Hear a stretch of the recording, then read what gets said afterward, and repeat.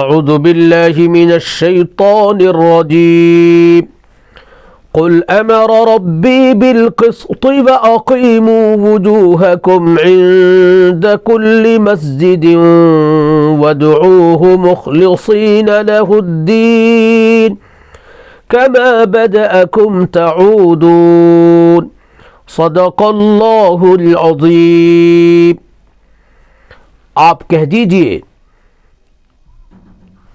کہ میرے رب نے انصاف کا حکم دیا ہے اور اس بات کا کہ اپنے منہ ہر نماز کے وقت سیدھے کرو اور اس کو اس یقین کے ساتھ پکارو کہ عبادت صرف اسی کا حق ہے۔ اس نے جس طرح تمہیں پہلے پیدا کیا تم دوسری بار بھی لوٹو گے۔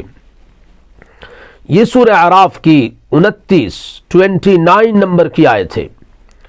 اس آیت میں پہلی آیت کی تائید ہے جس میں عرب کے لوگوں کا ننگے ہو کر طواف کرنا ذکر ہے اور اسے کنڈم کیا گیا ہے۔ قل، اے نبی علیہ الصلاۃ والسلام آپ اعلان کر دیں، امر ربی بالقسط، میرے رب نے تو صرف انصاف کا حکم دیا ہے۔ علامہ ابن کثیر رحمہ اللہ یہ فرماتے ہیں کہ دو بنیادی باتیں اس میں بیان کی گئی ہیں۔ بالقسط، قسط کا مطلب اعتدال، بیلنس، انصاف، جسٹس، فیئرنس۔ انصاف کا حکم کیا ہے، استقامت کا حکم کیا ہے اور اخلاص کا حکم کیا ہے، سنسیئرٹی کا حکم کیا ہے۔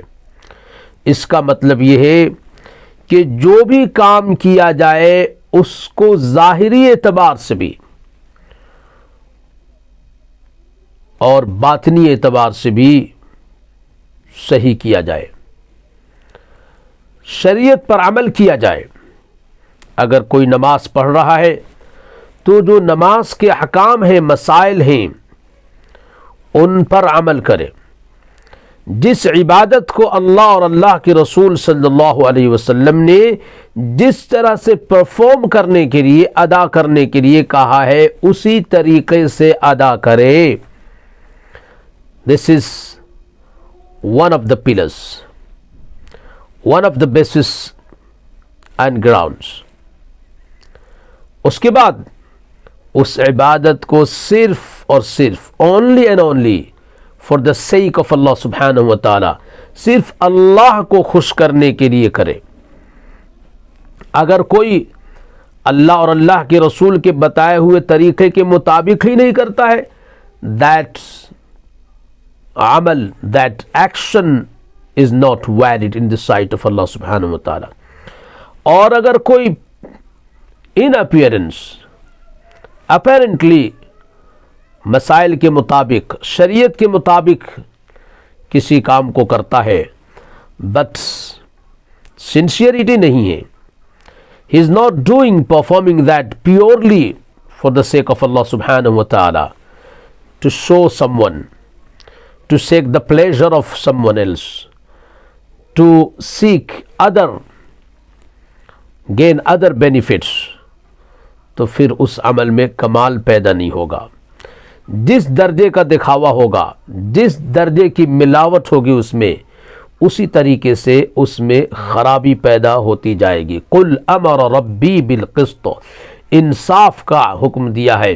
انصاف یہ ہے کہ do every action, perform every ibadah as Allah subhanahu wa ta'ala instructed and as his messenger and his companions and his followers guided۔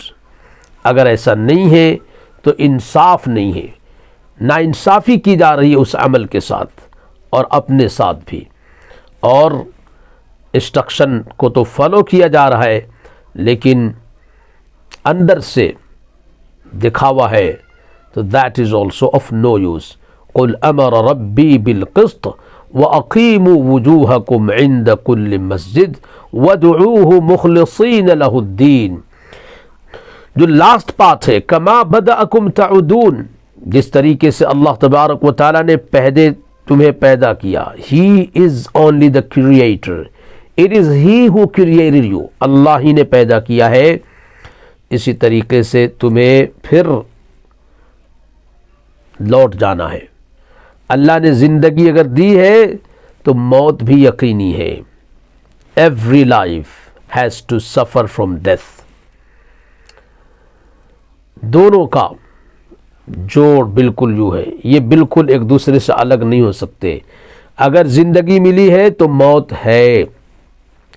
یہ آیت اور آیت کا یہ ٹکڑا کما بدأکم تعودون اس لیے لایا گیا ہے، جیسا کہ دیگر مفسرین نے بیان کیا، کہ یہ بتا دیا جائے کہ جو کچھ کرو یہ سینس دماغ میں رہنا چاہیے کہ اللہ کو حساب دینا ہے۔ تو عمل میں آسانی پیدا کرنے کے لیے ٹو انٹرسٹ ٹو انڈیئر اس پارٹ کا ذکر کیا گیا ہے۔ علامہ ابن کثیر رحمہ اللہ نے کما بدأکم تعودون کے بہت سے مطالب، بہت سے معانی اور میننگز نقل کیے ہیں۔ سب سے پہلا معنی یہی نقل کیا ہے کہ یحییکم بعد موتکم، اللہ تبارک و تعالی تمہیں مرنے کے بعد پھر زندہ کریں گے۔